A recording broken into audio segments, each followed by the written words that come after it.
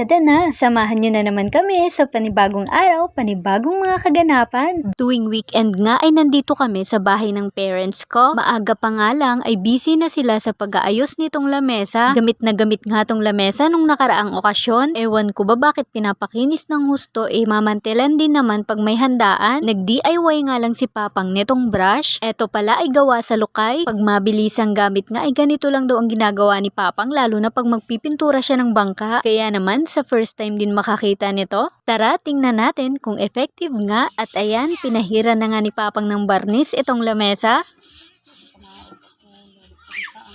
Kuan mo lang eh. Kuan mo lang eh. Natural. Lumalabas na yung mang kahoy. Lang ka.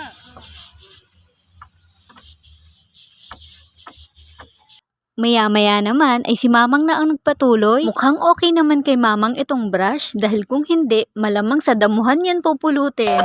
Nung maaga ngang natapos si Mamang sa mga gawain niya, ay inaya ko nga siyang magpahangin para makapag-relax na rin. At hindi lang yan, sinama na rin namin si Lola pati itong mga pinsan ko at itong mga kiddos para makaligo ng dagat. At dahil hindi pa nga pwedeng magdumi itong pamangkin ko, ay for the sundo nga muna itong Lola with matching stick pa na hawak. Sinong mga nakaranas dyan na pag sinundo na ng nanay, tapos may hawak pang patpat, kakaripas talaga kayo ng takbo. Kami nga noon nakikipagpatintero pa. Imbis na nga 50% lang yung init ng ulo nila, ay nagwa 100% nga, takbuhan mo ba naman? O siya, konting pasilip nga muna dito sa Baybay Boulevard. Low tide pa nga nito. At dahil weekend, maraming ang tao ngayon dito. At sabi ko nga sa pinsan ko, dalhin niya itong duyan niya. Dahil masarap ngang matulog dito, lalo na at napakahangin. At maya-maya rin naman ay nag-ikot-ikot na kami nila Lola. Syempre, ang una sa listahan namin ay itong ukay-ukay. As a nanay, ito nga ang pangtanggal natin ng pagod. Kahit ilang oras pa nga tayong magkalkal dyan, okay lang. Pero kung mga tupiin sa bahay, kinatatamaran. Bahala na lang yan abutin ng buwan. Tapos eto na naman tayo, magdadagdag na naman ng labahin.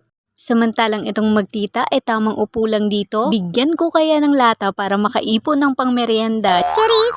Nung natapos na kaming mag-ukay-ukay ay nandito naman kami para maghanap ng tsinelas. Dahil alam nyo naman mapanakit yung una kong nabili. Ganun kasi dapat, once na sinaktan ka na, palitan mo na. O yung tsinelas lang naman yung usapan, pero kung natauhan ka, wag ka nang magpakamartir. Charis! O nariyan pa nga ang ebidensya netong mapanakit kong tsinelas na gusto na lang tadtarin ni Mister.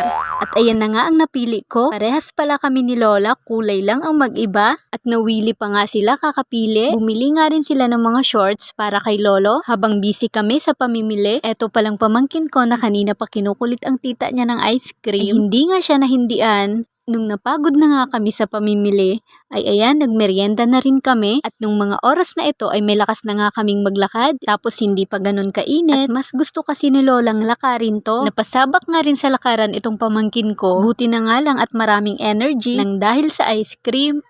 At ayan, makikita nyo na nga ang kahabaan nitong Baybay Boulevard. Lakarin ba naman namin simula Baybay 1 hanggang Baybay 5? Kaya naman samahan nyo lang kami ha.